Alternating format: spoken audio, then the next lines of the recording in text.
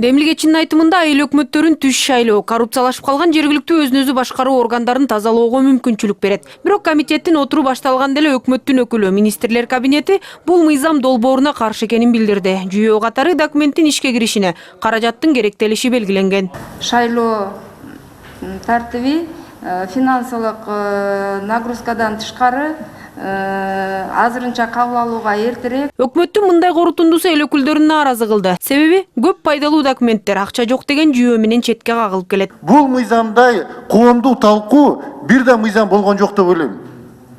Демилгечилери бүтүн Кыргызстандын 7 аймагын, болгон райондун бардыгын кыдырып, айыл өкмөттөрдү чогулуп, жергиликтүү башкаруу органдары менен түздөн-түз сүйлөшүп, талкуулап чыгышты. Жалпы колдоого ээ болду. Бул мыйзам децентрализация саясаты менен жергиликтүү башкаруу органдарын күчөтүү үчүн айыл өкмөтүн ошол жердеги элге мүмкүнчүлүк бериш үчүн эл өзү тандаш керек жергиликтүү башкаруу органдарын. Бул азыркы учурдун талабы деп ойлойм.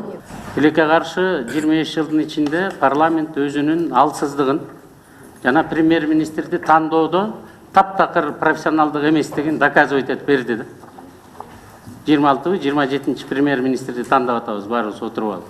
Анан ушу бир премьер-министрди тандай албаган парламент, анан өкмөт кантип анан ар бир айыл өкмөттөгү айыл башчысын тандай алат деп атам да. Эл өзүнүн башчысын, президентти жогорку кеңешти түз шайлаган эл өзүнүн айыл өкмөтүнүн башчысын шайлай албайбы? Биз ошолго мындай терс таасир тийгизбей колдоп берсек деген концепциясын. Ошол эле убакта бул документти азырынча токтото туруу керек дешет эл өкүлдөрү. Себеби жакында аймактык реформалар башталуу алдында туруптур. Жакында аймактык реформа болуп калышы мүмкүн деп атат да. Бул эми өзүңүздөр билесиздер, буга биз барышыбыз керек, 5-чакырылышта да жетишпей калганбыз. Өкмөт корутундусун жарым жылдан кийин гана бергени депутаттарды нааразы кылды. Бул убакыт аралыгында мыйзам долбоору бюджет жана финансы комитетинде эле 4 жолу каралган. Бул өкмөт өзүнүн позициясын мурун эле белгисиш керек эле да. Анан өкмөттүн өкүлүнө биз канча жолу айттык. Премьер-министрге бир сунуш кылып койбойлубу? Бизге бул өкмөттүн өкүлүн алмаштырып койсончу.